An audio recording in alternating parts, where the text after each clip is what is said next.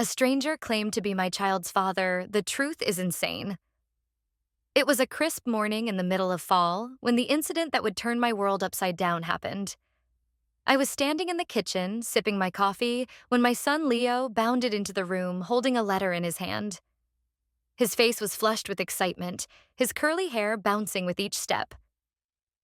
"Mom, look what came in the mail." Leo grinned, waving the envelope in the air. I took the letter from him, noticing it was addressed to me, but it had no return address. I opened it cautiously, pulling out a single sheet of paper with a strange, handwritten message. "You don't know me, but I am your son's father. I need to speak with you. It's important. Please call me as soon as possible." I stared at the letter, my heart pounding in my chest. A stranger claiming to be Leo's father? My thoughts immediately spiraled. Leo's father had been out of the picture since he was a baby. No contact, no involvement. I was the one who had raised him alone, with no assistance from anyone. This letter made no sense. "What is it, Mom?" Leo asked, his voice full of curiosity. I looked at my son, trying to read his expression. Was he involved in something strange? He was only 10 years old. There was no way he could have orchestrated this. "I'm not sure, buddy, but I'll take care of it," I said, trying to sound calm, though inside I was anything but. I took a deep breath and dialed the number on the letter. The phone rang several times before a voice, deep and unfamiliar, answered. "Hello? Who is this?" I asked, my voice trembling slightly. "My name is Thomas. Thomas Carter. I'm Leo's father," the voice said. I felt my stomach drop. "I don't know who you are," I said sharply. "Leo's father hasn't been in the picture for years.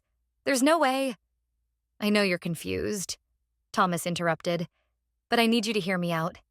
I promise, everything will make sense soon." I didn't want to hear it.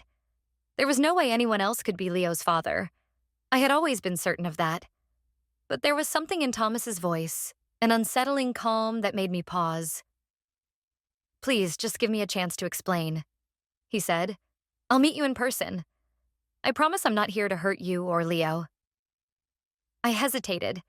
The entire situation felt wrong, but I couldn't shake the nagging feeling that I needed to find out the truth. "Fine," I said reluctantly. "But if this is some sort of joke—" "I swear it's not," Thomas replied. "I'll be there in an hour." An hour later, I stood nervously at my front door, waiting. Leo was in the living room, unaware of what was happening.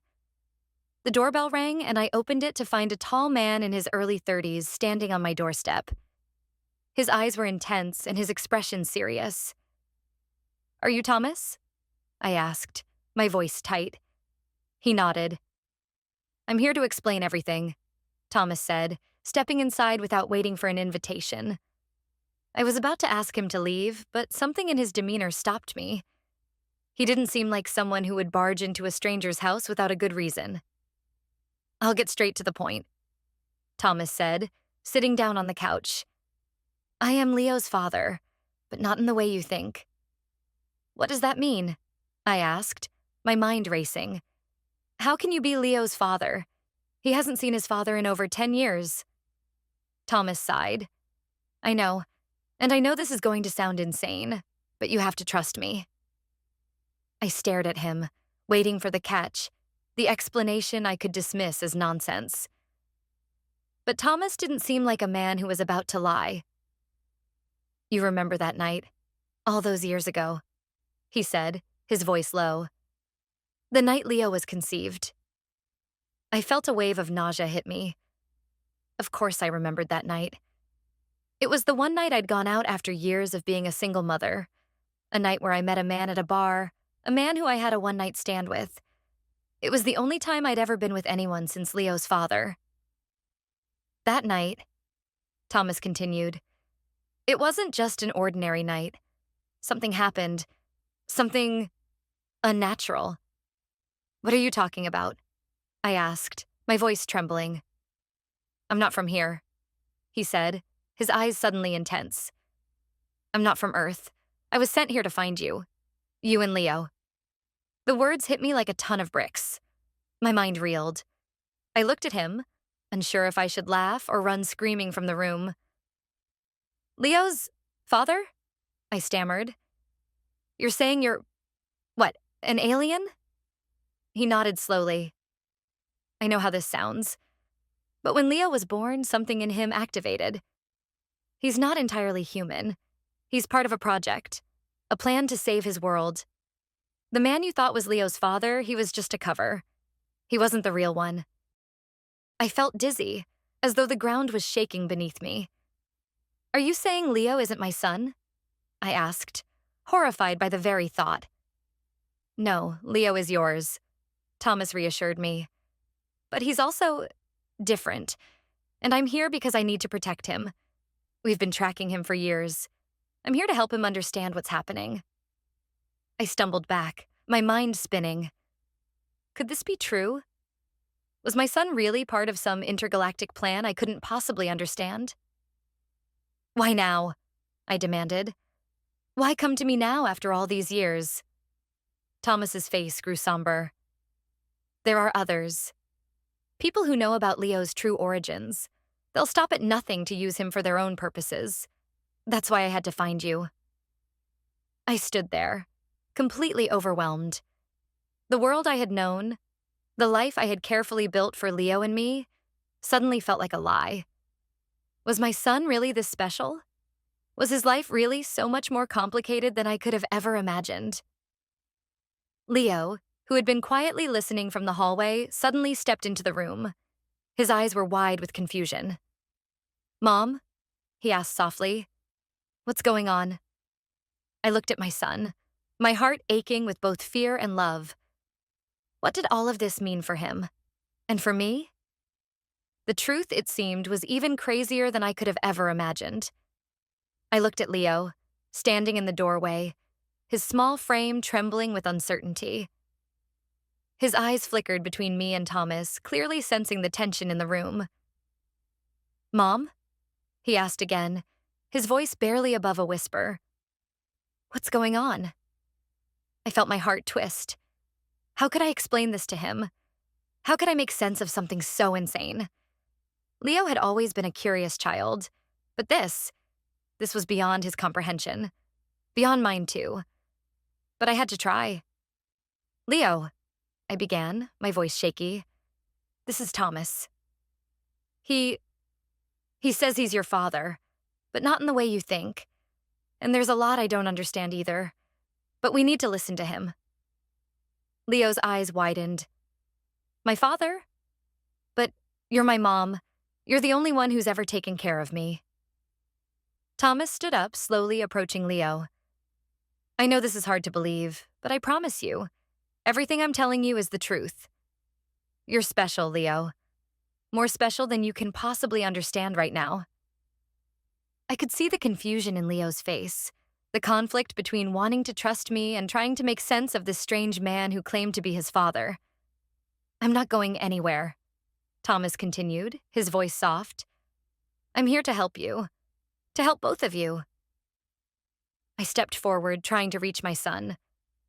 Leo, I know this is a lot, but please listen to Thomas. He's telling the truth, as unbelievable as it sounds. This isn't some kind of joke. We need to know what's going on. Leo nodded slowly, his eyes darting back to Thomas. What do you mean I'm special? What do you want with me? Thomas took a deep breath, his expression turning serious again. You're not just any child, Leo. You have abilities, powers, things you don't even know about yet. And they're starting to awaken. That's why I'm here, to help you control them, to keep you safe. I could see Leo's mind racing, trying to process what Thomas was saying. He looked up at me, his small voice trembling. Mom, what powers do I have? I didn't have an answer for him. I'd raised Leo to be a kind, curious boy, but I'd never imagined anything like this. How could I protect him from something so beyond my understanding? Don't worry, Leo, Thomas said, his voice gentle. You're not alone in this. I'll guide you, just like I guided others before you. But right now, you're not safe. There are others out there who know who you are, and they want to use your abilities. We need to leave, and we need to leave now. My heart pounded in my chest. Leave? I echoed, panic rising in my throat. Where are we going? What's happening? Thomas's eyes locked onto mine. I've already contacted some of my allies. We have a place to go, a safe place where Leo can learn about himself without the danger of being hunted. But we can't stay here. Not for long. My mind reeled. This was more than I could process. A stranger had appeared at my door, claiming to be my son's true father, telling me that Leo was in danger. Danger not from people, but from beings who knew of his special powers. Powers I had never seen or suspected. What do you mean, hunted? I whispered, my voice barely audible. There are others, Thomas said. Others like me who know about Leo's abilities. But there are also others, human, powerful people, who want to control him. They know he's special, and they'll stop at nothing to get him. I could hear the urgency in his voice. We have to move quickly.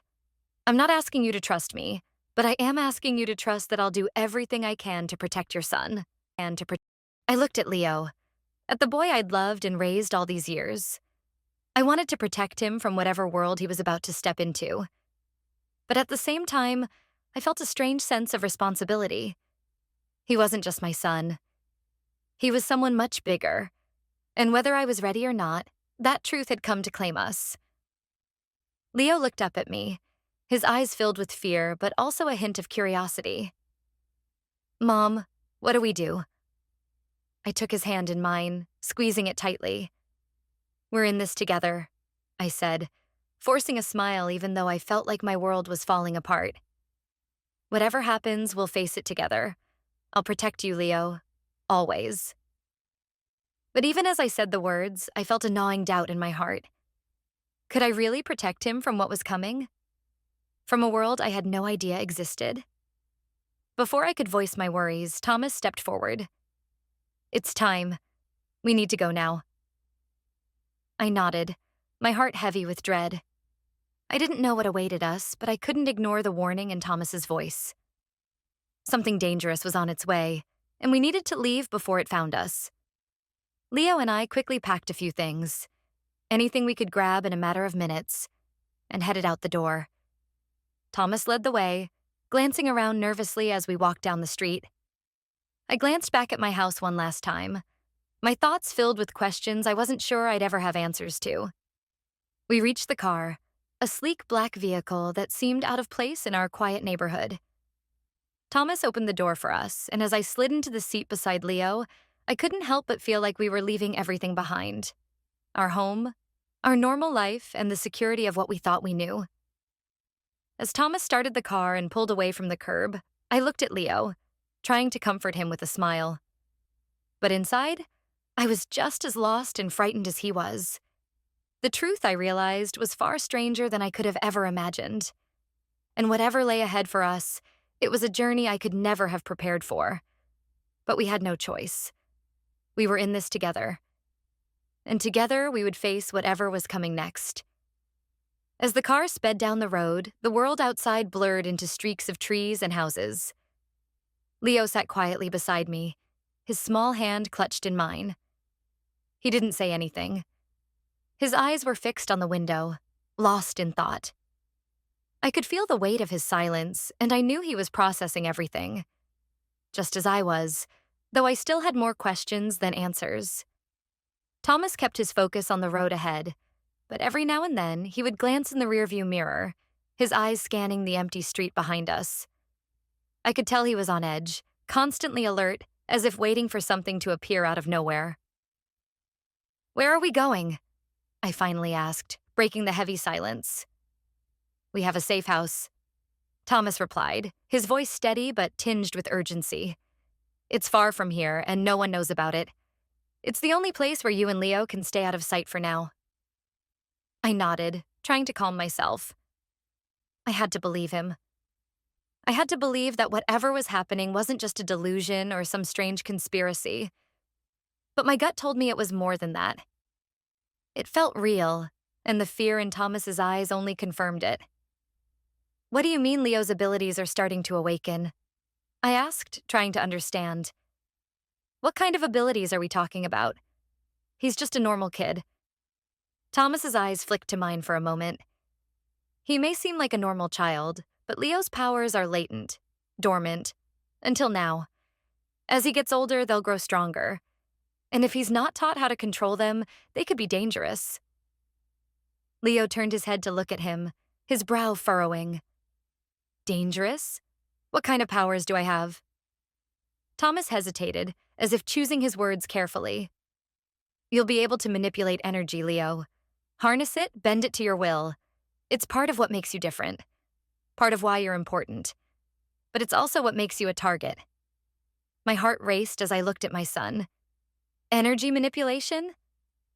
The idea of Leo having powers like that seemed impossible. He was just a boy. A sweet, innocent boy who loved video games and soccer. How could he be anything more? But there was something in Thomas's demeanor that convinced me he wasn't lying. And there was something in Leo's eyes, a flicker of recognition, like he knew deep down that the world he'd grown up in wasn't the full story. Are you saying I could control stuff? Like move things with my mind? Leo asked, his voice filled with awe and skepticism. Exactly, Thomas said, nodding. But that's just the beginning. You'll be able to do a lot more as you learn how to use your abilities. But the longer you wait, the harder it will be to control them. Leo stared out the window again, clearly processing everything. The thought of him, my sweet boy, having powers I couldn't even begin to understand made me feel dizzy. I wanted to protect him from all this, protect him from the danger Thomas had spoken of. But I also knew I couldn't shield him forever. We're almost there, Thomas said, his voice drawing me out of my spiraling thoughts. Once we reach the safe house, I'll explain more. We have time, but not much. As we neared a heavily wooded area, the houses thinned out, replaced by dense trees and winding country roads. The car turned onto a narrow, winding path that led further into the forest. I couldn't help but feel a sense of unease, like we were leaving civilization behind. I glanced at Leo, who was now staring intently out the window, his face pale. Mom, do you think they'll find us? He whispered, his voice full of fear. I squeezed his hand tightly, trying to give him a reassuring smile, though I was far from calm myself. I won't let anyone hurt you, Leo. We'll be safe. I promise. But deep down, I wasn't sure.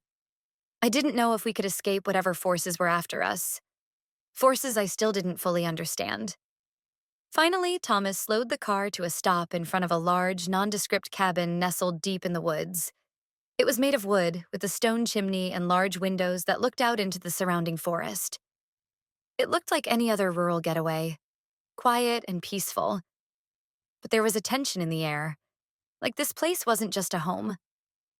It was a fortress. This is it, Thomas said, stepping out of the car. Stay close and don't make any noise. We can't afford to attract attention. I followed him and Leo inside, my eyes scanning the area as we entered. The cabin was cozy but sparsely furnished, with a fire crackling in the hearth and a few pieces of mismatched furniture scattered around. But what caught my attention immediately was the large map on the wall, covered in red pins and markings. It looked like something out of a spy thriller. What is all this? I asked, pointing to the map. Thomas walked over to the wall and studied it for a moment before turning to face me. This is how we track the others. The ones who know about Leo's powers. They're not just after him. They're after all the children like him. There are more out there, and they'll stop at nothing to find them. I felt my chest tighten. How many others are there? Too many, Thomas said grimly. But Leo is the most important. His powers are stronger than the others. And that's why we need to prepare him. We need to train him. Train him? I repeated, my mind spinning. You want to train my son to fight these people? He's just a child. I don't want to, but I have to, Thomas said, his voice firm. We have no choice. They'll come for him whether he's ready or not. And the longer we wait, the harder it will be to keep him safe. I turned to Leo, who was standing quietly in the corner, his face pale but determined. I could see the conflict in his eyes, the desire to understand what was happening, but also the fear of what it meant for his future. Leo, I said softly, kneeling down to look him in the eye. This is a lot to take in, and I'm not going to pretend I understand it all. But I need you to know something. I love you. I will always protect you, no matter what happens next. Leo nodded slowly, his lips trembling. I know, Mom. I trust you. That was all I needed to hear. No matter how crazy or terrifying this was, I wasn't going to let my son face it alone. Thomas gave a brief nod. We have to start preparing. I'll teach you what you need to know, Leo. But first, you need rest. Tomorrow we begin. As the evening wore on, I stayed close to Leo, keeping him grounded, trying to ease his fears the best I could. But I couldn't shake the gnawing feeling that our lives had changed forever, and that the nightmare was just beginning. This safe house might be our sanctuary for now, but I knew it wouldn't last forever. The world Thomas had warned us about was out there, waiting. And sooner or later, they'd come for us. And when they did, I had to be ready. We all did. The night passed slowly, the crackling of the fire in the hearth our only company as I sat with Leo on the couch, trying to settle his racing thoughts. He had a lot of questions, too many for me to answer. Questions I didn't have the answers to. I could tell he was still processing everything, still trying to make sense of the impossible things we'd been told. And, honestly, so was I. Around midnight, after Leo had finally fallen into an uneasy sleep, Thomas walked into the room, his face lined with concern. He sat across from me, his posture tense. How's he doing? Thomas asked, his voice low. I glanced over at Leo, whose face was calm now, though his brow was still furrowed in his sleep. He's handling it better than I thought, but I'm not sure how much more of this he can take. Thomas nodded, his gaze flickering to the map on the wall. I understand. It's a lot for a child, but we don't have the luxury of time. The others will be looking for him soon. I felt a chill run through me at his words. And who exactly are these others? Thomas hesitated, as if he had to choose his words carefully. They're a group of people who have known about these children. Children like Leo, for years. They've been hunting them down, trying to use their abilities for their own gain. We call them the Order. They've been working in the shadows, gathering intelligence on the children born with these powers. They're powerful, and they don't stop. The name, the Order, sent a ripple of unease through me. It sounded like something out of a dystopian novel, something I would never have imagined being part of our reality. My mind raced, but I held my questions back for the moment. The idea of people intentionally hunting down children, it made my blood run cold. So, they want Leo, I said, my voice trembling. What do they want with him? Why is he so important? Thomas looked at me with a grave expression. Leo is the key to something much bigger. His abilities, his potential, could shift the balance of power in the world. The Order isn't just after children with powers. They're after the ones who can help them reshape the world. Leo, with his ability to manipulate energy, is one of the most powerful we've ever seen.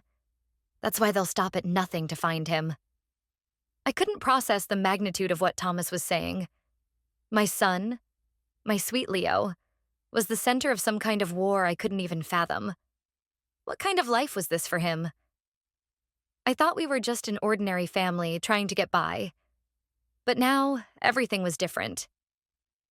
You said we're safe here for now, I said, my voice barely above a whisper.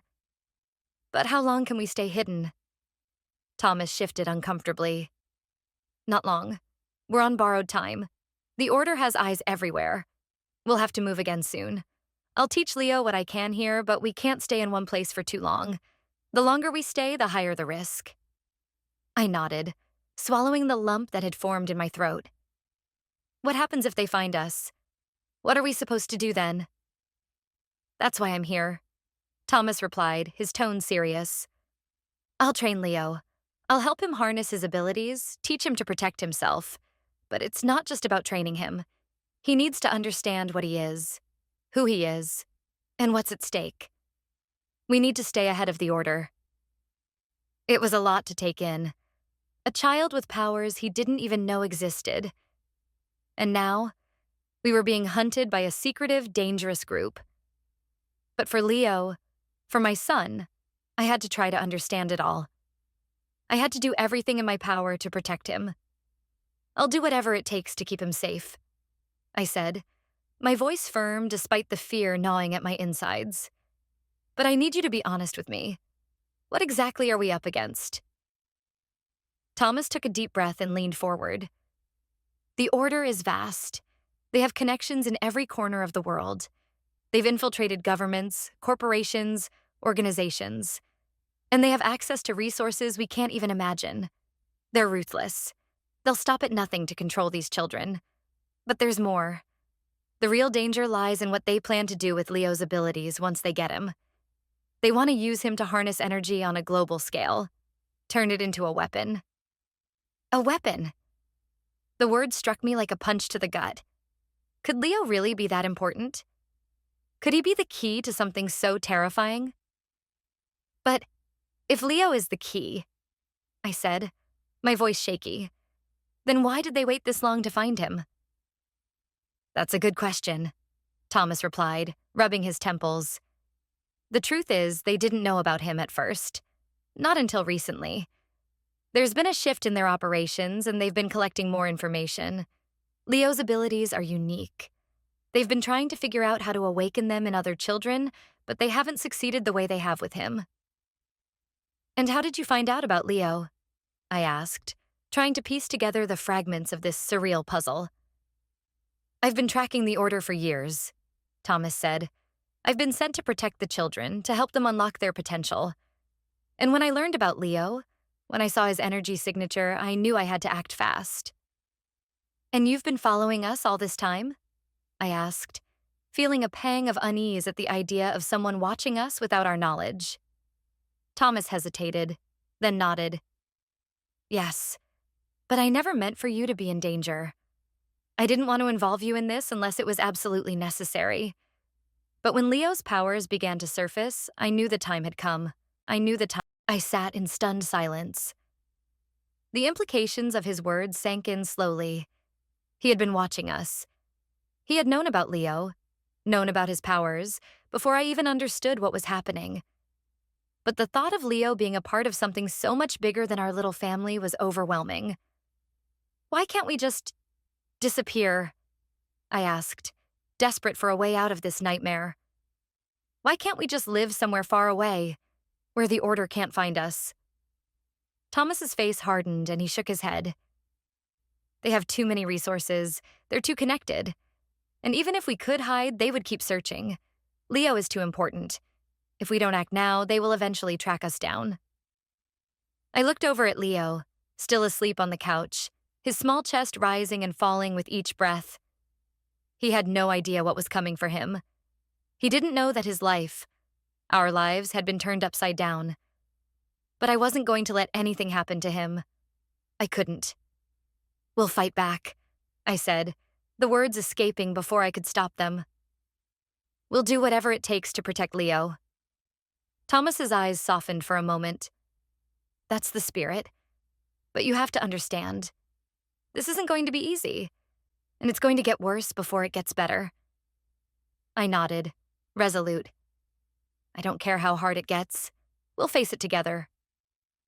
As the hours passed, the weight of our new reality settled in.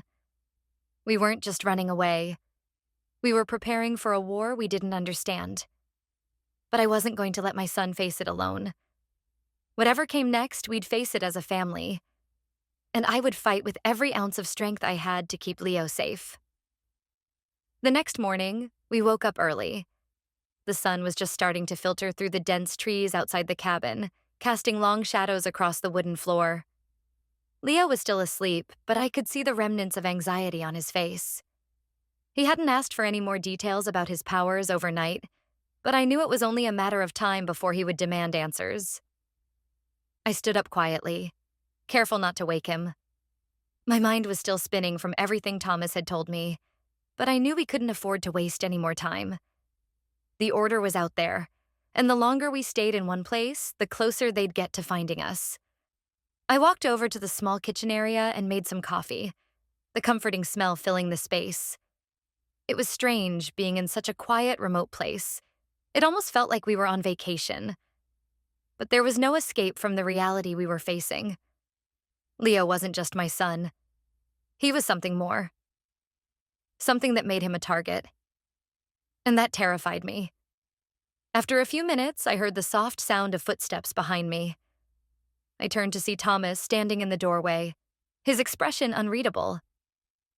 "We need to talk," he said, his voice low but urgent. I nodded and gestured to the table where we sat down. Leo was still asleep, and I was grateful for the brief moment of peace.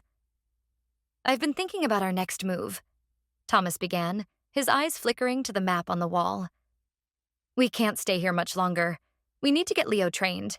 I have a few people who can help, but we'll have to move quickly." "Train him?" I asked, my voice tight. "What exactly are you going to teach him?" Thomas leaned forward, his eyes intense. "We need to help Leo tap into his abilities. Right now, his powers are unpredictable. If he doesn't learn how to control them, they could hurt him. Or worse, they could draw attention we don't want." I nodded slowly, processing his words. I wasn't sure what that training would look like, but I didn't have a choice. If it would keep Leo safe, I had to trust Thomas, no matter how much I didn't fully understand what we were getting into. "What about the Order?" I asked, the question I had been avoiding. "How close are they to finding us?" Thomas hesitated, his eyes narrowing slightly. "They know something is off. They don't know exactly where we are, but they're getting closer. We have to assume they're watching every move we make, every person Leo comes into contact with, every place we visit." My stomach tightened. "So what do we do now?" Thomas took a deep breath. "We leave the cabin. We head to one of my contacts. They'll help us, but we have to stay under the radar. We'll train in secret. No one can know about Leo's powers." I didn't like the idea of leaving the cabin. It had felt like the only safe place for the past few days, but I knew it was necessary. If staying here meant risking being found, then we had to go. Just then, I heard the sound of footsteps behind me. Leo had woken up, his messy hair sticking up in all directions. He rubbed his eyes and blinked at me, still groggy. Me. "Mom, what's going on?" he asked, his voice still thick with sleep. "Where are we going?" I forced a smile, trying to make it sound less ominous than it felt. "We're going to visit someone who can help us. Someone who can help you understand what's happening to you." Leo furrowed his brow. "I don't understand any of this, Mom. What's happening to me? Why do I have these powers? I just want to be normal." My heart ached as I looked at him. He had no idea what was really happening, no understanding of the dangerous forces at play. But I knew that soon enough, he'd have to face the reality of who he was and what that meant for his future. "We'll figure this out, Leo," I said softly, trying to reassure him. "I promise. I know it's a lot to take in, but we'll get through this together." Thomas stood up. "It's time to go. We'll explain more on the way." We gathered our things, making sure to pack lightly. We couldn't afford to take too much. No heavy luggage, no unnecessary belongings. As we loaded into the car, I glanced back at the cabin, knowing it might be the last time we saw it. The thought of leaving behind what little normalcy we had left hit me harder than I expected. The drive was long, winding through more remote roads and dense forests. Every so often, Thomas would glance at the rearview mirror, his eyes scanning the road behind us. I couldn't shake the feeling that we were being followed, even though I knew it was probably just my imagination. But the fear was real. It was always there, lurking in the back of my mind. Finally, we reached a secluded farmhouse nestled deep in the countryside. It was nothing special, just an old house with a worn porch and a few acres of land. But to us, it was a safe haven. This is it, Thomas said as he parked the car. This is where you'll begin your training, Leo. I looked around at the quiet surroundings, the thick trees surrounding the property. It felt like we were the only people in the world. Thomas led us inside, where an older man was waiting for us. His face was weathered, his gray hair a stark contrast to the dark, intense eyes that seemed to study us as we entered. This is Marcus, Thomas introduced him. He's one of the few people I trust. He'll help us train Leo. Marcus gave us a curt nod, his gaze lingering on Leo for a moment before turning to me. You've brought him this far, he said. Now we need to make sure he's ready for what's coming. I swallowed hard, my heart pounding. What exactly are we preparing for? Marcus met my gaze, his face grim. We're preparing for war. The word hit me like a punch to the gut. War? I hadn't signed up for this. But as I looked at Leo, still so innocent, so unaware of the darkness surrounding him, I realized there was no turning back now. We couldn't outrun this. Not forever. Thomas turned to me, his voice quiet but resolute. It's time, Rachel. It's time for Leo to learn who he really is. And with that, we entered the unknown. The farmhouse felt cold, even though the air was thick with the scent of old wood and dust. The walls were lined with bookshelves, filled with old, yellowed books and strange artifacts I couldn't begin to understand. The whole place had a sense of history, like it had been a sanctuary for people much like us, hiding from things they couldn't escape. Marcus led us to a small, dimly lit room at the back of the house, where a few basic mats were spread across the floor. It looked like a training area, but it felt more like a dungeon. The air was heavy, thick with a tension that even Leo seemed to feel. Sit down, Marcus instructed, pointing to the mats on the floor. We need to start with the basics. Leo, who had been unusually quiet since we arrived, hesitated before sitting down, his eyes darting between Marcus and Thomas. I could see the fear in his gaze, the uncertainty of what was coming. He still didn't understand what he was supposed to do, and I didn't know how to explain it to him in a way that wouldn't make everything feel worse. I sat beside him, trying to offer him some semblance of comfort. We're doing this because it's the only way we can keep you safe, Leo, I whispered, my hand resting on his shoulder. Trust me. I know it's scary, but we'll figure this out together. Leo looked up at me, his eyes wide, searching for something in my face. But what if I can't do it? What if I can't control it? What if I hurt someone? The words stung. The possibility of my son hurting someone? It seemed so far-fetched, so impossible. But I knew better now. This wasn't some fantasy world. This was real. And Leo's powers were very much real. Marcus will help you, I said, trying to sound more confident than I felt. We're going to take this one step at a time. We're not in a rush. Marcus gave me a curt nod, his voice serious. Your son's powers won't be tamed with time alone. They'll take focus, discipline. It's not about forcing it. It's about understanding how to harness the energy inside him, how to direct it.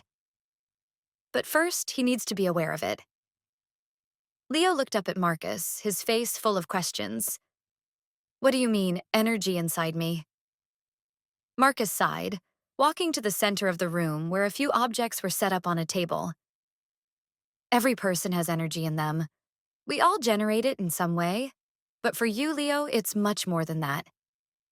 You have the potential to control it, harness it, shape it into something else entirely. That energy you feel when you get mad, or when you focus really hard, that's a glimpse of what you can do. But when it happens, you won't always know how to control it. That's why we're here. I glanced at Thomas, who had been quiet, standing at the door, watching. His face was unreadable, but his eyes were full of worry. Does this kind of thing run in families? I asked quietly, turning to Thomas. I had to know. Was this just something we couldn't escape? Thomas seemed to consider the question for a moment. It doesn't always run in families, he said slowly. There's a rare gene that's activated under certain conditions. It's not about family history, though. It's about what's inside a person. And some people, like Leo, are born with that energy stronger than others. The realization hit me like a ton of bricks. My son wasn't just special in some abstract way. He was powerful, and people would want that power. People like the Order. Turning back to Marcus, I focused on the task at hand. What do we do now? Marcus nodded and walked over to Leo, kneeling in front of him. The first thing you need to do is learn to feel the energy inside you. Close your eyes, Leo. Leo obeyed, his small face tense as he shut his eyes, his hands clenched in his lap. I want you to think about how your body feels right now, Marcus said, his voice calm and measured. Notice the heat in your hands, the energy in your chest. Breathe deeply. Imagine that energy spreading through your body. Feel it. That's where your power lies. Leo sat still for a long moment, his breathing steady before he spoke, his voice hesitant. I feel something. It's like a tingling in my fingers. Good, Marcus said, nodding approvingly. That's a start. Now, I want you to imagine that energy moving through your arms. Picture it in your mind. You're not just thinking about it. You're feeling it like it's part of you. Leo furrowed his brow, his face scrunching with concentration. His hands twitched slightly as if testing the sensation. Now, try to move it, Marcus instructed. Imagine it flowing from your chest, through your arms, and out through your hands. Don't force it, just let it happen. Leo's fingers twitched again, and for a moment I thought I saw a faint glow around his hands. But then, just as quickly it faded. That's okay, Marcus said, noticing my startled expression. This is going to take time, Leo. You won't see results right away, but every time you try, it will get easier. Leo opened his eyes and looked up at me, his face a mix of frustration and confusion. I don't know if I can do it, Mom. I just don't get it. I smiled gently, squeezing his shoulder. You don't have to get it all at once. We'll take this one step at a time. I'm right here with you. And Marcus will help guide you. Marcus stood up and turned to me. He's doing well for his first attempt, but it's going to get harder from here. If he's going to be ready for what's coming, he'll need to push through his fears and uncertainties. He can't afford to hesitate when the time comes. I swallowed hard, trying to ignore the panic rising in my chest. What do you mean, when the time comes? Marcus's face hardened, and for the first time since we'd arrived, I saw a flicker of true concern in his eyes. The Order is getting closer. I'm not sure how much longer we can keep running. We need to make sure Leo is ready to defend himself. My stomach turned. The reality was settling in. This wasn't just training anymore. It was survival. Thomas stepped forward, his voice firm. We're not going to hide forever. Leo's the key. We can't afford to wait for the Order to catch up with us. We fight back when we're ready. I looked at Leo, still sitting on the mat, his face a mixture of fear and determination. He didn't fully understand the weight of what was happening, but I knew the time was coming. Soon, when he would have to. And when that moment came, we would be ready. We had no choice. We'll fight together, I whispered, more to myself than anyone else. We'll keep him safe, no matter what. And somehow I hoped that promise would be enough to carry us through the storm that was about to hit. The days at the farmhouse passed in a blur of training, uncertainty, and fear. Every day, Leo pushed himself harder, trying to tap into his abilities, but the progress was slow. Marcus was patient, offering quiet encouragement, but I could see the toll it was taking on Leo.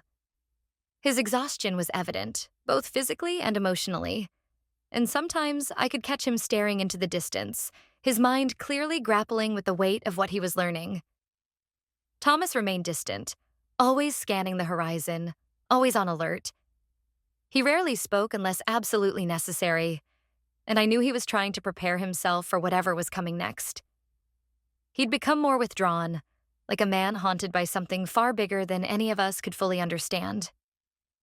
One afternoon, as I sat by the window, watching Leo practice, I felt a sudden prickling sensation at the back of my neck. Something was wrong. I couldn't put my finger on it, but a chill ran down my spine. Without thinking, I stood up and walked over to where Marcus and Leo were working. Leo was standing with his arms outstretched, concentrating on trying to move a small stone. His fingers trembled, and for a split second, I thought I saw a faint shimmer of light surrounding his hands. "It's not working," Leo muttered, frustration creeping into his voice. Marcus shook his head, his voice calm but firm. "It takes time. You can't force it, Leo. You have to trust yourself." Just as Marcus spoke those words, I heard something faint. A sound in the distance, almost like a low hum, vibrating in the air. My heart skipped a beat. It was too familiar, too unsettling. "Marcus," I said, my voice tight. "Do you hear that?" He paused, his eyes narrowing as he strained to listen. The hum grew louder, sharper. It was unmistakable now. "Get inside now," Marcus ordered, his calm demeanor cracking for the first time. I grabbed Leo's arm and pulled him toward the farmhouse. But just as we reached the door, I heard the unmistakable sound of engines approaching. Heavy, rumbling engines like a convoy of vehicles. "Thomas!" I shouted, my voice frantic. "They're here!" Thomas appeared at the doorway in an instant, his face pale but determined. "Stay inside, both of you. Don't come out unless I say so." I wanted to argue, wanted to demand more answers, but I could see in his eyes that there was no time. The order was coming, and this wasn't just a threat anymore. They were here. The air inside the farmhouse felt like it was closing in on me. Leo stood frozen, his face a mixture of fear and confusion. He didn't understand what was happening, why everything was suddenly so urgent. I pulled him close, whispering, "Stay down. Don't make a sound. Do you understand?" He nodded, his wide eyes filled with unspoken questions. Thomas moved quickly, securing the windows and the doors, his movements swift and precise. Marcus stepped back into the shadows, his eyes scanning the area as he waited for the next move. The tension in the air was thick, suffocating. And then, as the hum grew louder, I heard it. The sound of boots crunching on the gravel outside. My breath caught in my throat. "They're here," Thomas muttered, his voice tight with barely contained fear. I wanted to scream, to run, to grab Leo and flee, but I knew we had no choice now. We were trapped, and the only thing we could do was wait. I turned to Leo, gripping his hand tightly. "It's going to be okay," I said, though I wasn't sure if I believed it myself. Outside, the engine stopped, and I could hear the crunch of footsteps on the ground. Heavy, deliberate, as if they were preparing for something. The door rattled slightly, the pressure of someone testing it. Thomas motioned for us to stay quiet, his face grim as he moved toward the back of the house, peering through the small cracks in the walls. "They're using a distraction," Marcus whispered, stepping closer. "They've set up a perimeter. They'll be searching for Leo." I looked at him, panic starting to rise. "What do we do?" "We wait," Marcus said simply. "We don't have the numbers to fight them head-on. They'll likely send in teams, cover every possible escape route. Our best chance is to stay hidden." My heart hammered in my chest. I knew I had to trust Marcus, but the fear was almost too much. Leo was only a child. How could we possibly face people who had all the power, all the resources? From the corner of my eye, I saw Thomas motioning for us to move to the back room. "We need to leave. Now." I didn't question him. There was no time for that. I grabbed Leo's hand and followed Thomas, who led us to a hidden door at the back of the house, a door I hadn't even noticed before. It was old, creaky, and camouflaged to blend in with the wood paneling. Thomas swung it open, revealing a narrow, dark passageway that led underground. "Down there," Thomas said urgently. "It's the only way out." I hesitated for a moment, looking at the dark tunnel that stretched into the earth, but then I nodded and pushed forward, pulling Leo behind me. The tunnel was damp, the air thick with the smell of earth. The only sound was our breathing, echoing off the walls. We walked in silence for what felt like an eternity, the darkness swallowing us whole. I could feel Leo's hand trembling in mine, his fear palpable. "Where does this lead?" I whispered, my voice barely audible. "To a safe house," Thomas said, his voice strained. "It's not far. We can regroup there, plan our next move."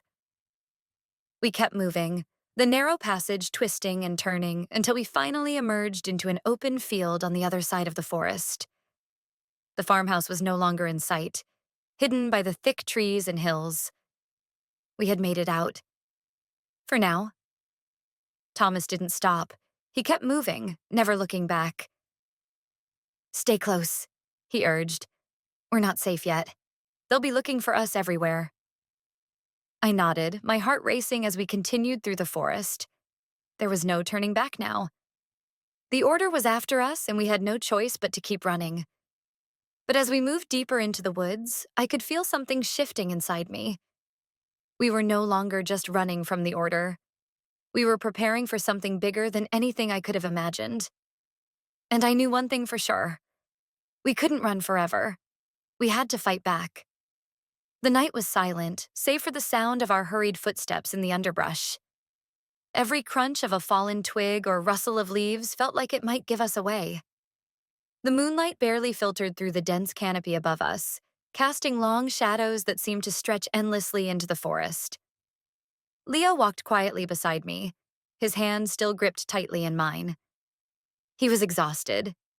His small body had been through more in the past few days than most adults would endure in a lifetime.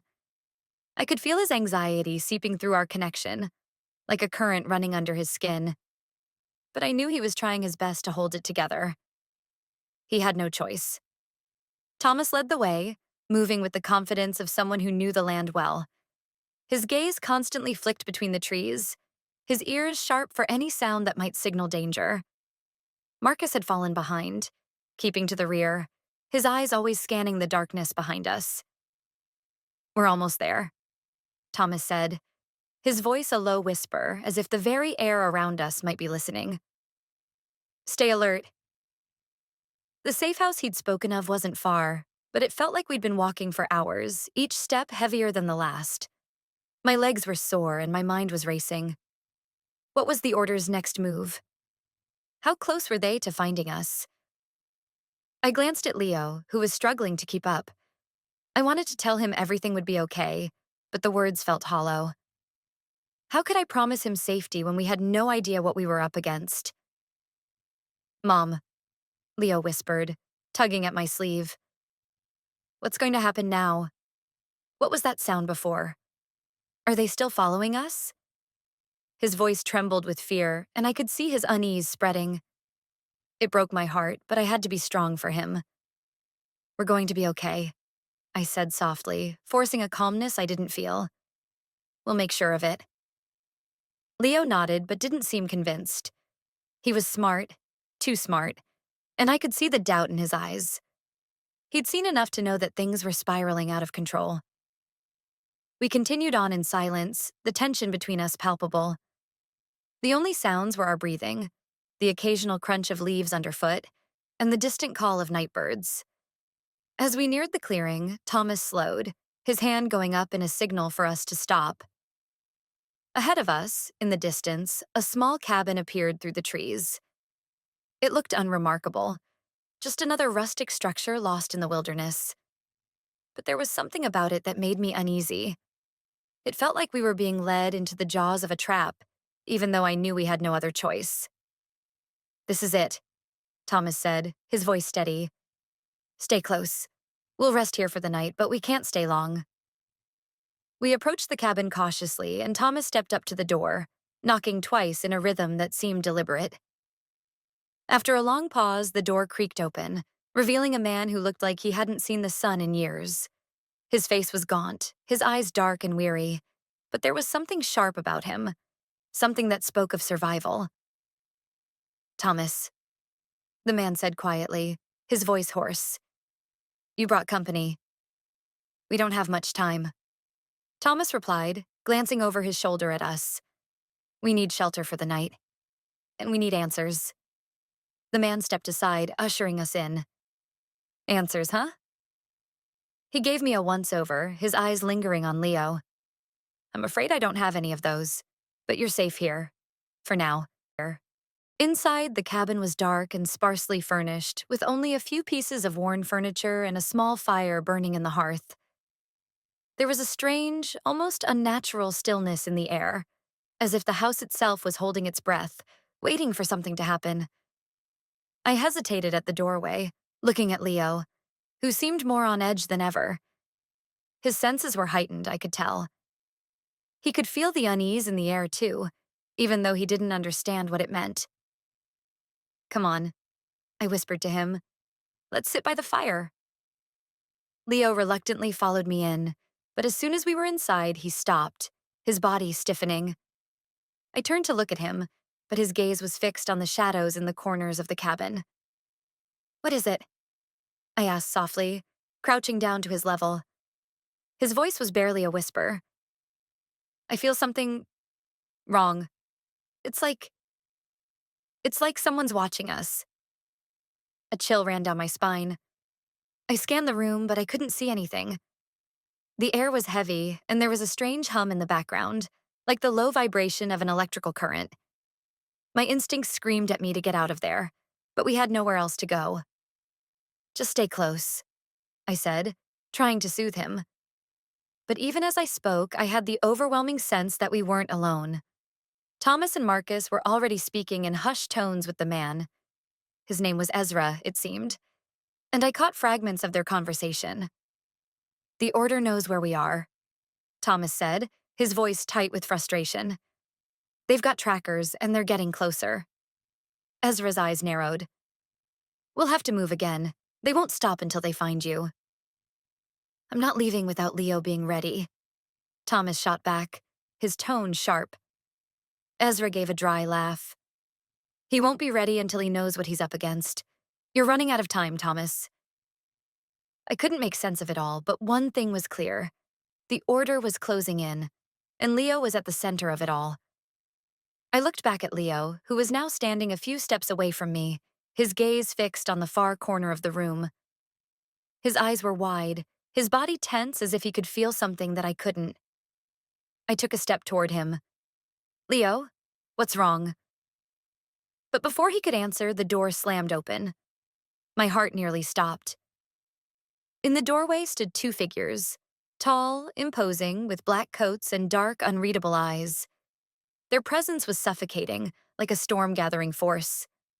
The air around them seemed to warp, their very existence bending the space around us. I felt the weight of their gaze on me, and then on Leo. Don't let them near him, Thomas shouted, his voice raw with urgency. But it was too late. The figures moved with unnatural speed, and in that moment, everything I feared, everything I'd been running from, came crashing down. It was no longer just about survival. It was about the battle for Leo's future. And the storm was finally here. The air in the cabin froze. Time seemed to slow, and for a moment, the world outside the walls of that small, dimly lit room disappeared. All that remained were the two figures in the doorway, their eyes locked on Leo as if they had come for him. No, because of him. I wanted to scream, to pull Leo out of harm's way, but my body was frozen in place, my breath shallow and quick. The figures moved with precision, their long coats trailing behind them like shadows in the dark. Thomas and Marcus reacted immediately, but they were too slow. The figures were already inside, blocking the only escape. Leo, run! Thomas shouted, but it was too late. He couldn't move. Leo's eyes were wide with terror, and he instinctively stepped back toward me, his body trembling as he clung to my side. He was too scared to move. The figures didn't speak. Their silence was more menacing than any words could ever be. One of the figures, taller and broader than the other, took a step forward. His eyes were black, nothing but dark voids where there should have been light. He stared at Leo, and the chill in the room grew even colder, like a blizzard had swept through the walls. Let him go, I whispered, my voice breaking. I didn't know what these people wanted, but I couldn't let them take my son. I had to protect him no matter what. The other figure, the one with a more slender build, raised a hand, and for a brief second I thought I saw a flicker of movement in his eyes. Something human. Something almost familiar. But then it was gone, replaced by cold indifference. Stay back, Marcus warned, his voice low and dangerous, but the figure ignored him, its gaze still locked on Leo. I could feel the weight of the moment crushing me, a wave of helplessness crashing over me. Leo was the target. These people weren't here for me. They were here for him. The figure took another step forward, and without warning, the room seemed to distort. The air shimmered with an electric pulse, like the very fabric of reality was being twisted. A faint, low hum filled the air, and I could see Leo's eyes flickering with confusion, as if he could feel the energy building up around him. No, I cried, trying to step forward, but something unseen pushed me back, as though an invisible barrier had been formed between us. The tall figure stopped, his eyes narrowing as he looked at me. Do not interfere, woman. He is not yours to protect. I felt the words cut through me like a physical blow. My heart clenched in my chest, but I refused to let them see my fear. I couldn't let them take Leo. Before I could move again, the other figure raised his hand. A sudden, sharp gust of wind blew through the cabin, rattling the walls, and I felt a crushing force press down on my chest. I gasped for air as the weight of whatever power they were wielding pushed me to my knees. Leo's face contorted in pain, and for the first time I saw something dangerous flicker in his eyes. He wasn't just afraid now. He was angry. He pulled away from me, his hands trembling as he faced the figures in the doorway. Leave us alone, Leo shouted, his voice raw and filled with something I couldn't place. Power? Fear? Desperation? The energy around him seemed to pulse in time with his words, and suddenly the room flickered. Just for a moment. A burst of energy rippled outward from him, knocking the figures back a few steps. It wasn't much, but it was enough to break the tension in the room. The two figures looked momentarily shaken, but they quickly regained their composure. The tall one smirked, as if amused by Leo's resistance. You have no control, boy, he said coldly. You are nothing but a weapon waiting to be wielded, and you will be ours. No, I screamed, fighting against the invisible force still holding me down. Stay away from him. Leo's chest heaved as he took a step back, but I saw the flicker of determination in his eyes. He wasn't going to let them take him. He wasn't going to be their weapon. I am not yours, Leo spat, and with that, the room exploded with light. It wasn't just a burst. It was as if the air itself had come alive, crackling with power. The figures reeled back, and I felt the pressure lifting from my chest as the energy spiraled out from Leo in all directions.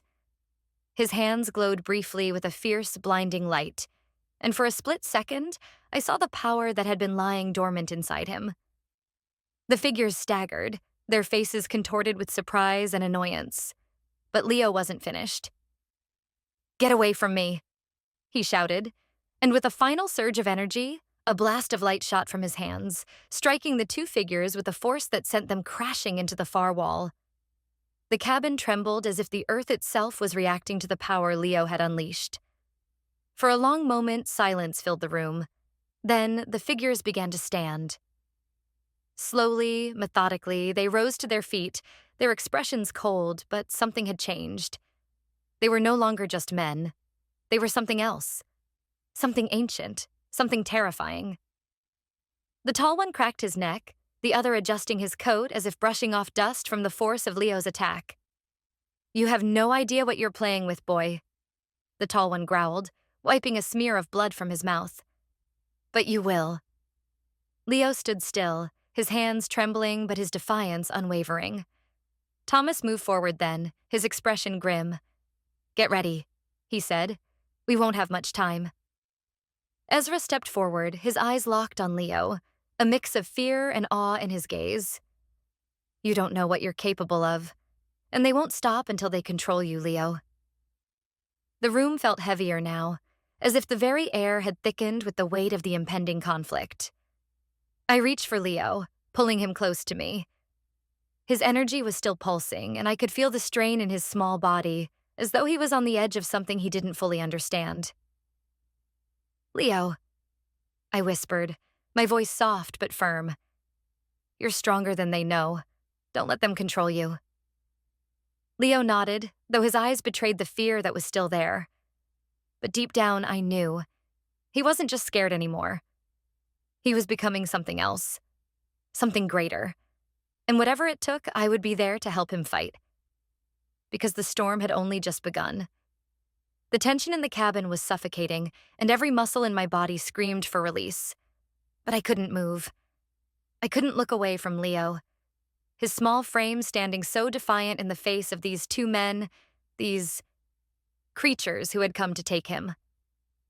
The tall figure took another step forward, his movements slow and deliberate, as though savoring the fear in the air.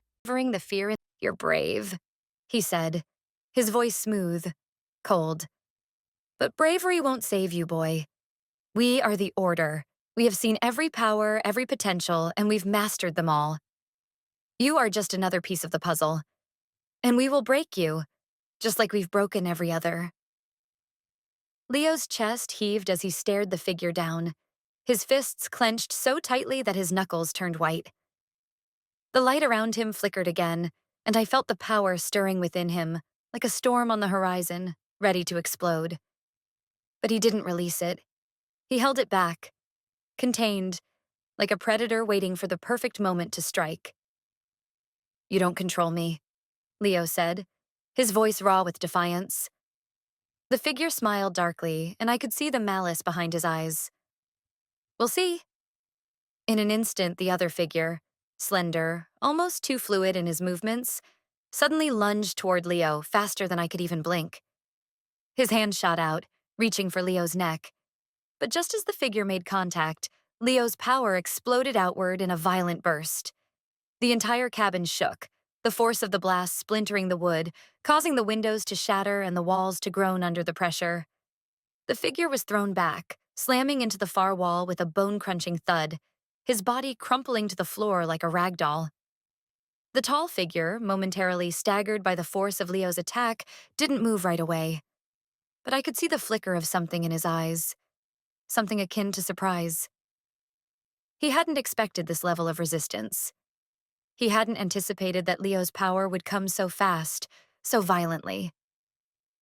"Impressive," the tall figure said, his voice cold but now tinged with something else, something darker. "But you're still too young to understand what you're truly capable of. Too naive to know the consequences." Leo took a step back, his chest heaving, his face pale but determined. I could see the exhaustion already beginning to take hold of him. He'd pushed himself too far. This was more than any child should have to endure. "Leo, enough," I shouted, rushing to him. "We have to leave now, before they—" But before I could finish, the tall figure raised his hand, and the room seemed to fold in on itself. A force unlike anything I'd ever felt before pressed down on us, the air thickening with an unnatural weight. It was like being trapped in a vice, every breath suffocating, every movement restricted. Thomas and Marcus were already on the move, each pulling out weapons from under their coats, but they were struggling against the pressure, their faces contorted in concentration. Even Ezra, who had been mostly silent up until now, stepped forward with a grim look on his face. "We don't have time," he said, his voice strained. "They're going to summon reinforcements. We have to go. Now." Leo's eyes flickered to mine, his exhaustion clear but his resolve unshaken.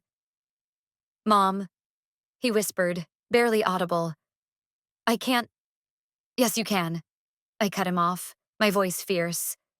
"You're stronger than they think. And we're leaving, all of us. Together." But just as I reached for him, the tall figure's grip tightened, and the air around us crackled with an energy that was almost unbearable.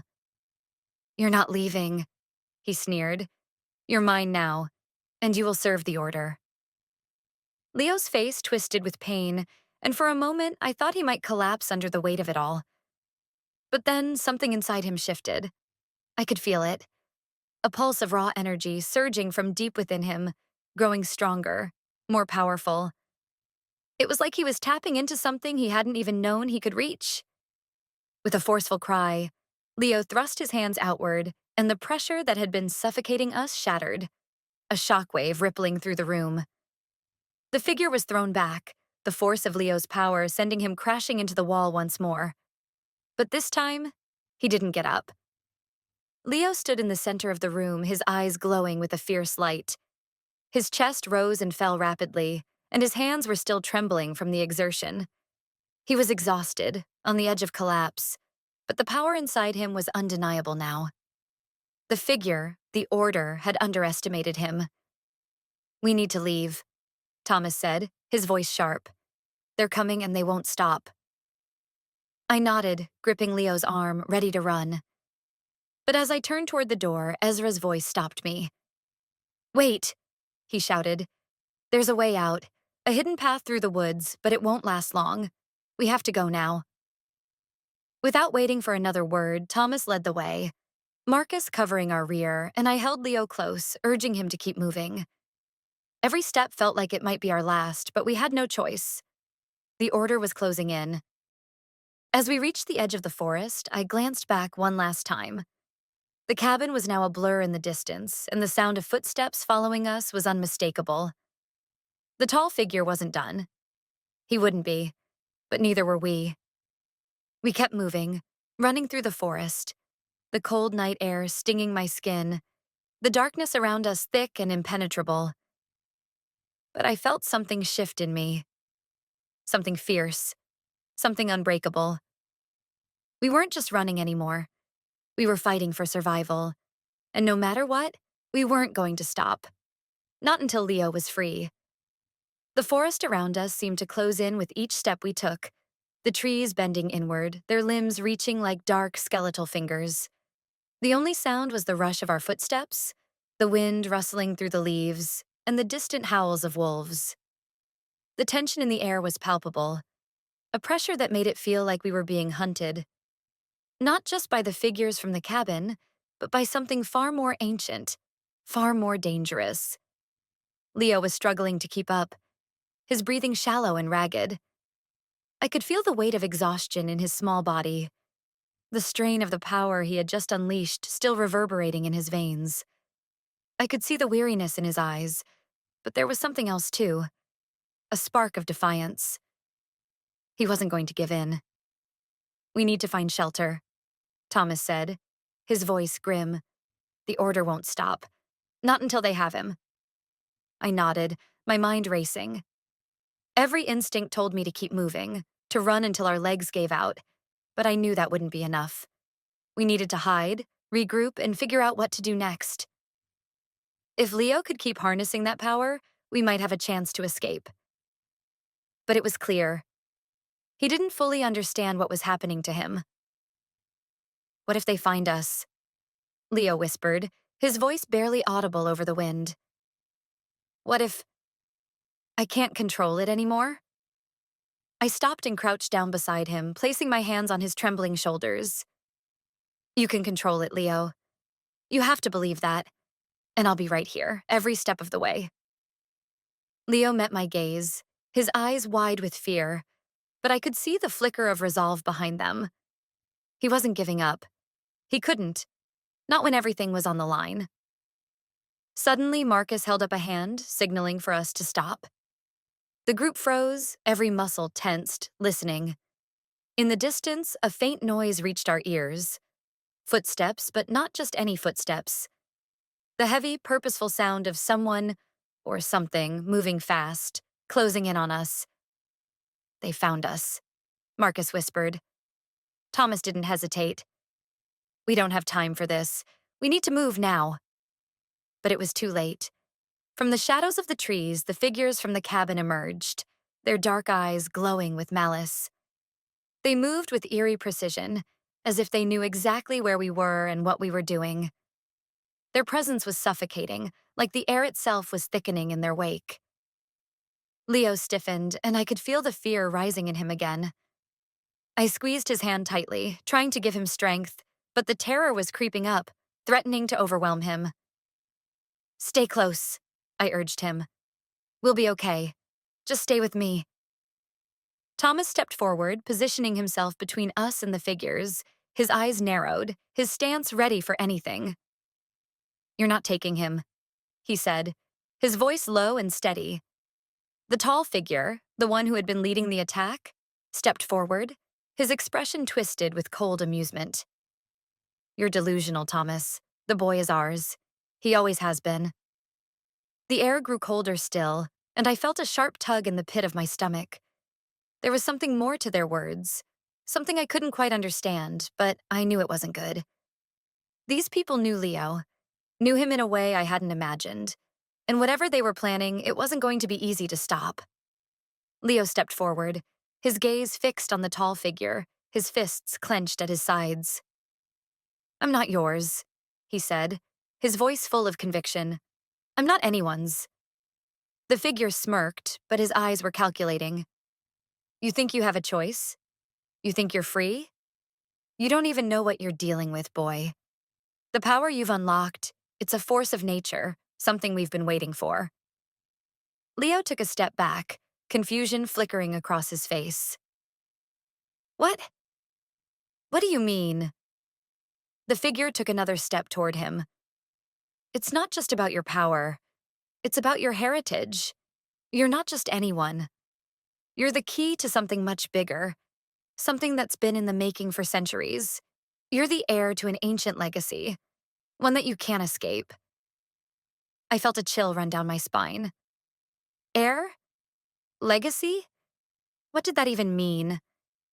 I didn't know what the order was trying to say, but I knew one thing. They weren't going to take my son. I stepped forward, my voice shaking with fury. You will never have him. He's my son, and I'll protect him with everything I have. The tall figure turned his cold eyes toward me, his lips curling into a sneer. Protect him? You have no idea what he's capable of. You've only seen a fraction of what's inside him. Leo's gaze flickered to me, and for the first time, I saw the real fear in his eyes. What are they talking about, Mom? What is this legacy? I knelt down beside him, trying to keep my voice steady. I don't know, Leo, but I promise you we'll figure this out. We'll stop them. You don't have to be afraid. But the words felt hollow. The truth was I didn't have all the answers, and neither did Leo. We were both caught in something much bigger than we understood. Something that had been set in motion long before we'd ever even known it existed. The tall figure gestured to the other figure, and without a word, the second figure moved toward us, his eyes locked on Leo. It was then that I realized there was something different about them, something that made them less than human. Their movements were too fluid, too precise, as if they were not bound by the same rules we were. We've been patient, the tall figure continued, his voice smooth, almost coaxing. But patience has its limits. You will join us, Leo. You will fulfill your destiny. It's inevitable. Leo's body tensed, and I could see his eyes flashing with a growing sense of purpose. He wasn't listening to their words anymore. His focus had shifted, his gaze locked on the tall figure, and a flicker of that power I had seen in him earlier began to rise again. Without warning, Leo raised his hand, and the ground beneath us trembled. A pulse of energy shot from his fingertips, crackling through the air, and the tall figure's smug expression faltered as he was pushed back, stumbling slightly. Leo's voice was clear now, steady despite the fear that still lingered in his chest. I won't let you control me. I won't let you use me.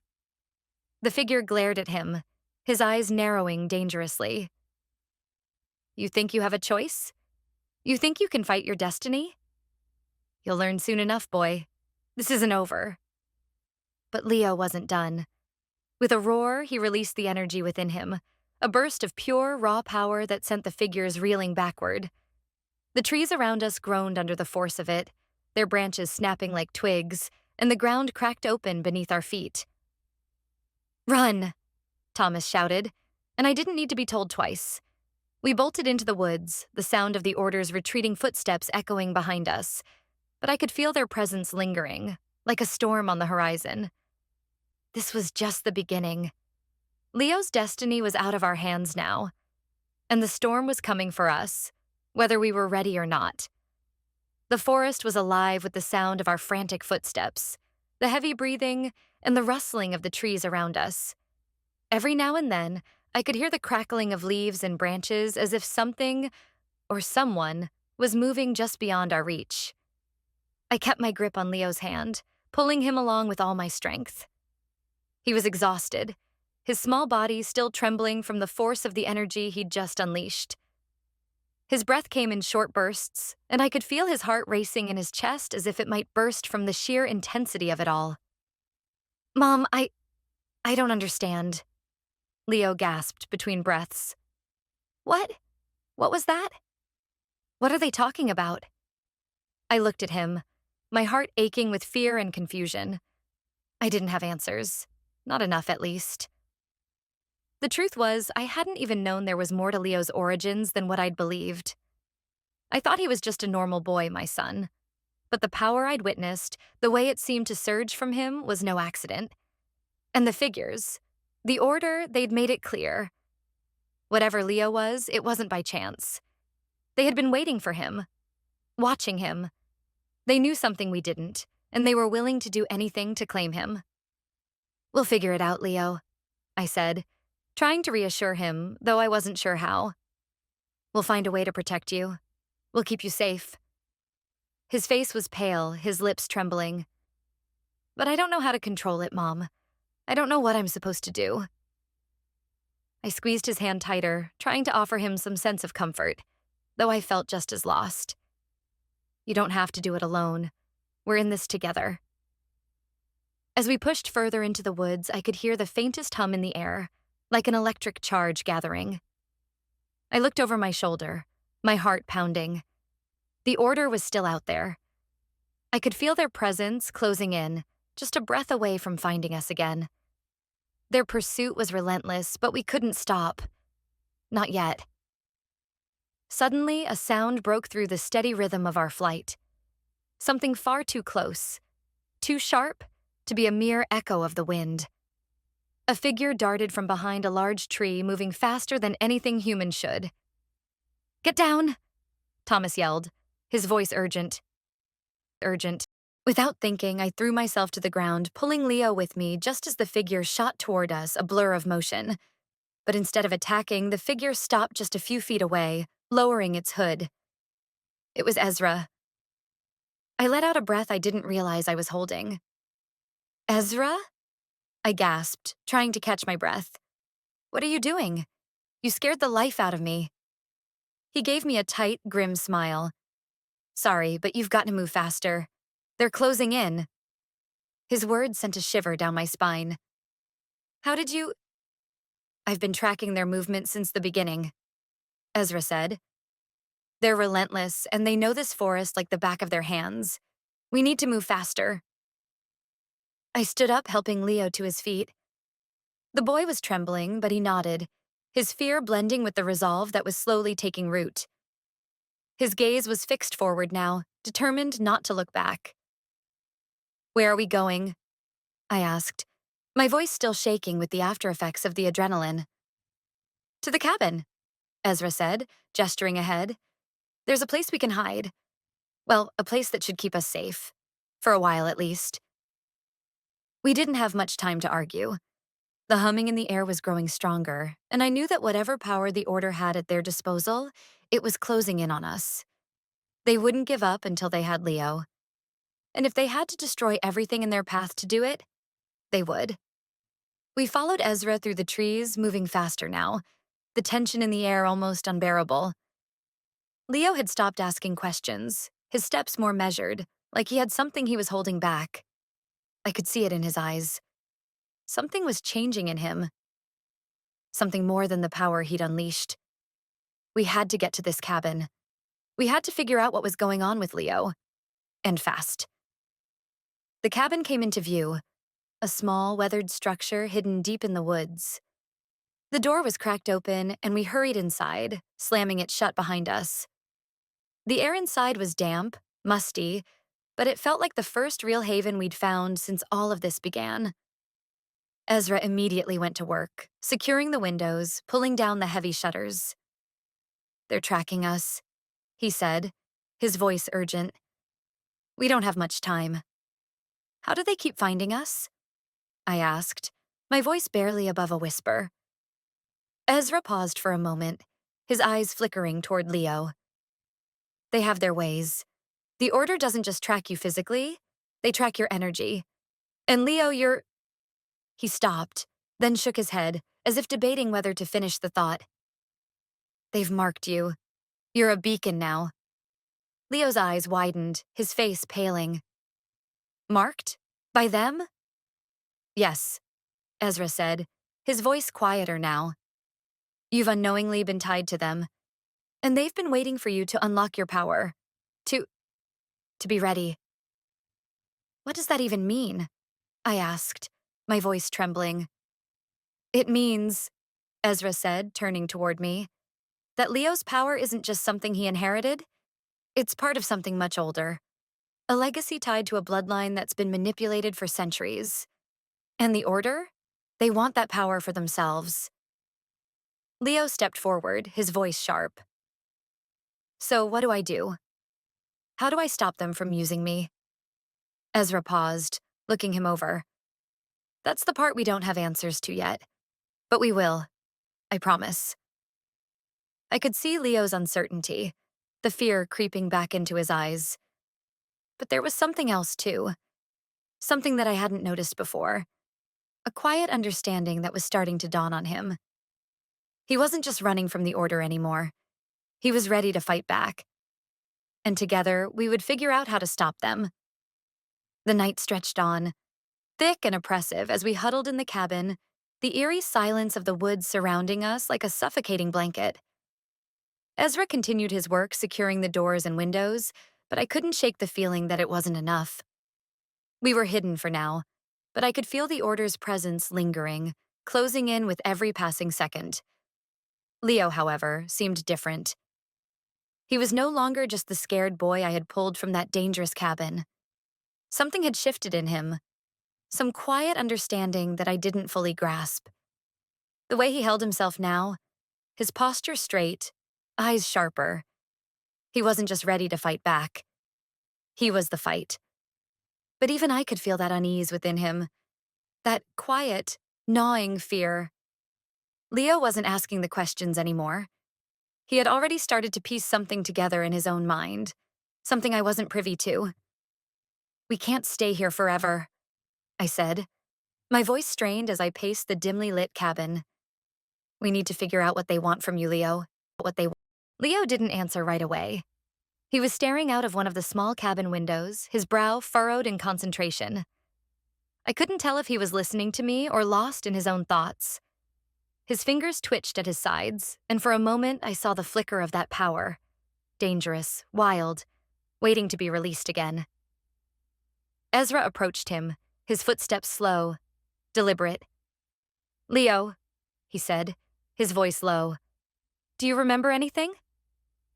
Anything from before?" Leo's gaze shifted to him, but there was no recognition in his eyes, only uncertainty. "Before? You mean when I was little? I I don't know. I can't remember." I clenched my fists. "We have to know more. If we're going to survive this, if we're going to protect you, we need answers." Leo turned slowly toward me, his expression unreadable. "Maybe I don't want to know." The words hit me like a slap, and I froze, staring at my son as if seeing him for the first time. He was still the same boy I had raised, yet there was something different, something distant in his eyes, something that wasn't entirely human. The air in the cabin grew heavy, thick with unspoken words, and my heart raced. Leo stepped toward me, his movements almost mechanical. "Mom," he whispered, "I think they've been preparing me for something I don't understand. I think I was never supposed to have a choice." Ezra's face hardened, a brief flicker of understanding crossing his features. It's worse than I thought. What do you mean? I asked, stepping forward, my pulse quickening. But before Ezra could answer, a sharp knock echoed from the door. 3 heavy raps, followed by a slow, almost mocking pause. I froze. We hadn't heard anything all night. How could they have found us? The door rattled again, this time with more force, and Leo stepped forward, the air around him crackling with barely contained energy. His eyes flashed with intensity. "Who's out there?" I asked, my voice trembling. A voice I hadn't heard in years drifted through the door, familiar but cold. "It's time, Laura. It's time to let him know the truth." My heart skipped a beat. I knew that voice. "No," I whispered, backing away from the door. "Not you." The voice continued, calm, unbothered. "Yes, Laura. It's me, and it's time you and Leo learned what you've been running from." The door creaked open slowly, as if it were being pulled by some invisible force, and a figure stepped inside. I gasped. Standing in the doorway, bathed in the pale moonlight that filtered through the cracks in the cabin's walls, was a man I had thought was long dead. It was him. My husband, Leo's father. The one who had disappeared when Leo was just a baby, leaving me with more questions than answers. "Ryan," I breathed, my voice cracking. Leo looked at me, his face pale with confusion. "Mom, who is that?" I couldn't speak. The truth was lodged somewhere deep inside me, tangled in a web of emotions I couldn't untangle. He was supposed to be gone. He was supposed to be dead. But here he was, standing before us, just as he had when I had last seen him. Young, vibrant, and unaged. "I never wanted you to know," Ryan said, his eyes scanning the room, landing finally on Leo. "But it's time, son. Time to know what you really are." Leo stood frozen, his jaw clenched, his fists tight at his sides. "What are you talking about?" Ryan stepped forward, his voice calm, yet carrying the weight of something far deeper. "You're not just any boy, Leo. You've always known that, haven't you? There's power in you. Power that's been dormant for years. Power that we, the Order, have been trying to awaken. And your mother, she's been running from the truth." "No!" I shouted, stepping between them, my body trembling. You can't do this." But Ryan didn't look at me. His gaze remained on Leo, unwavering. "It's time for you to choose, Leo. Will you stay with her, hiding from who you are? Or will you come with me? The legacy is yours to claim. The Order will be waiting." Leo's eyes shifted from his father to me, then back to Ryan. The air between us seemed to hum with an unknown tension, an invisible battle playing out in his mind. His lips parted, his breath coming faster as he processed the revelation, the weight of the truth sinking in. For a long moment, nobody moved. The silence in the cabin was deafening. And then, as if on instinct, Leo stepped back, his expression unreadable, and whispered, "I'm sorry, Mom." Before I could say another word, he turned and walked toward the door, toward his father. I stood frozen, my heart shattering in my chest as Leo stepped into the night, leaving me behind. Ryan's voice echoed in the silence. "You've lost him, Laura. The truth is too powerful." I turned, my chest heavy with grief. But when I looked at Ezra, his face was pale, his eyes wide with disbelief. And then, the world seemed to shift. The ground beneath me trembled, the cabin walls creaking with an unnatural force. I turned to face the door, and through the crack in the wood, I saw nothing. Only darkness. Leo had disappeared. And just like that, the mystery deepened. Had we been running from the truth all along? Or had we been running toward it,